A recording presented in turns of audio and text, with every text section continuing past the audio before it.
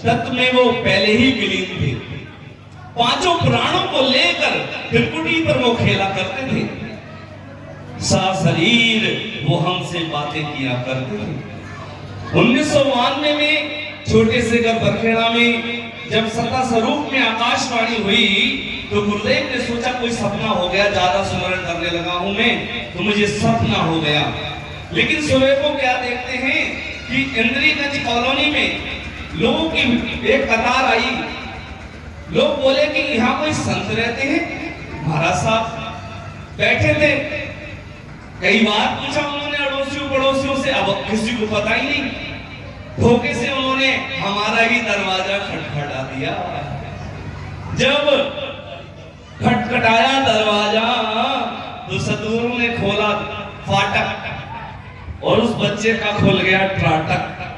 जैसी उसने ध्यान से देखा, बोले अरे महाराज साहब आप ही तो सपने में आए थे। आपने कहा था कि मेरे पास सुबह को आ जाना, मैं तुझे कुछ दे दूंगा और तू सही हो जाएगा। महाराज साहब बोले ये सपना नहीं है, फिर इसका मतलब ये तो कोई किरदार अपना आ गया। हंसते हुए बहुत कम लोग जाते हैं, बहुत कम लोग। रोते हुए दुनिया जाती है कि लला को देख लेते, लली को देख लेते।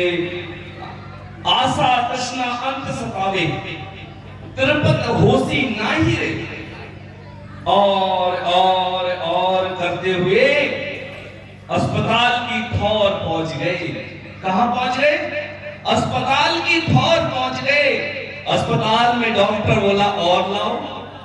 एक दिन के 25,000 है साहब। आईसीयू में रखेंगे इनको, क्योंकि ये स्टैंडर्ड किया करते थे तो बढ़िया मशीन में इन्हें डालेंगे। और में काल हाथ आ गया। 1992 की वो घटना और वहां से आज 2023 एक छोटे से परिवार में आए।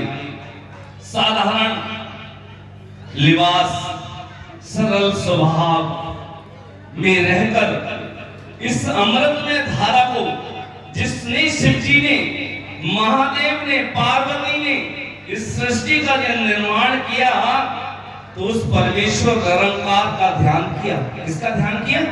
परमेश्वर का। फोन आता है, ध्यान आया, अच्छा विनोद जी को कॉल लगा दो, कुमर खा लगा दी। एक ध्यान आते ही दिमाग खुद शुरू हो गया, संदेश पहुंच गया, सत्संग में आ जाना। ये काम बहुत सरल है। हल्का सा टच, कॉल शुरू। हाँ जी, ये लखनऊ का इमरजेंसी है, बताइए क्या हो गया है? अरे साहब हमारे यहाँ झगड़ा हो गया, जल्दी से आ जाओ। उसने कॉल लगाई, बरखेड़ा थाना, जल्दी से जाओ। 2 टच में पुलिस तुम्हारे सामने, चोर भाग गया, तुम निकल गए। वो ही टच दिया हमारे सदगुरु नारायण जी महाराज ने, आत्मा का टच। किसका टच दिया? आत्मा का। सदगुरु नारायण जी महाराज साहब के आज हम अवतरण दिवस पर आप सभी लोगों को तहे दिल से शुभकामनाएं देते हैं। जोरदार तालियां सदगुरु नारायण जी महाराज ने। धन्य हो, धन्य हो। कई जन्म शुभ कर्म कर तब फूटे भक्त अंकुर। ताल के पीछे कई जन्म भजन करे भरपूर। भजन करे भरपूर, ज्ञान जब घट में आवे। कई बरस लिव ध्यान तबे ने अंचल जागे। कई जन्म शुभ कर्म करे तो सत्संग में जाने का मन हुआ, जब आज सबका मन हुआ। फिर उसके बाद कई जन्म सुमरन किया तो जाकर संत बनता है कोई एक व्यक्ति। ऐसे ही हमारे डॉक्टर नीलगिरी जी महाराज को जोरदार तालियां। लाखा करोड़ा में लादे नहीं, लाखा करोड़ा में तो होते ही नहीं है संत। अरवा खरवा में एक कह दोए, एक कह दोए। सदगुरु नारायण जी महाराज साहब राम जी राम नीका धारा का वो सूरज, भक्ति कालीन का।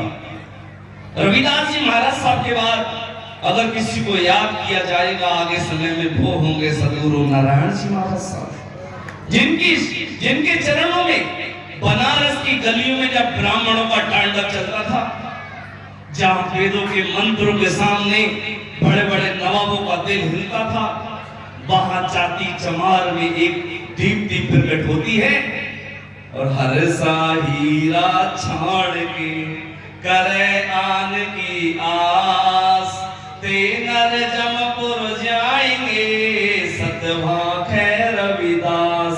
हर का हीरा, पहली बात तो भक्ति परमात्मा की तो मिलती ही नहीं है, बहुत ऊंची चीज है। स्टेशन पे जाइए, 10 साल पहले स्टेशन पे हम जाते थे, इधर कूड़ा उधर कूड़ा, लैट्रिन बाथरूम करने गए बाहर चले आए।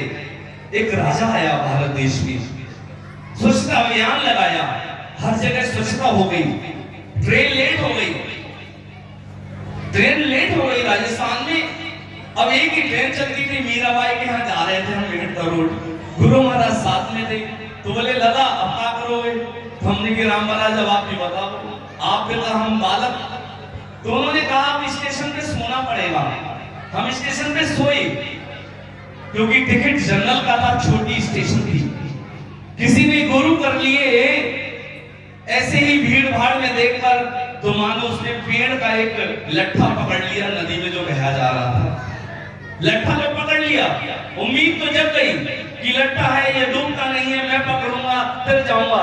लेकिन लट्ठा तो फिर रहा है, लेकिन तू बराबर डूब भी रहा है, क्योंकि तू पानी में लकड़ी के लट्ठे को पकड़कर हम पूरे पानी में रहते हैं।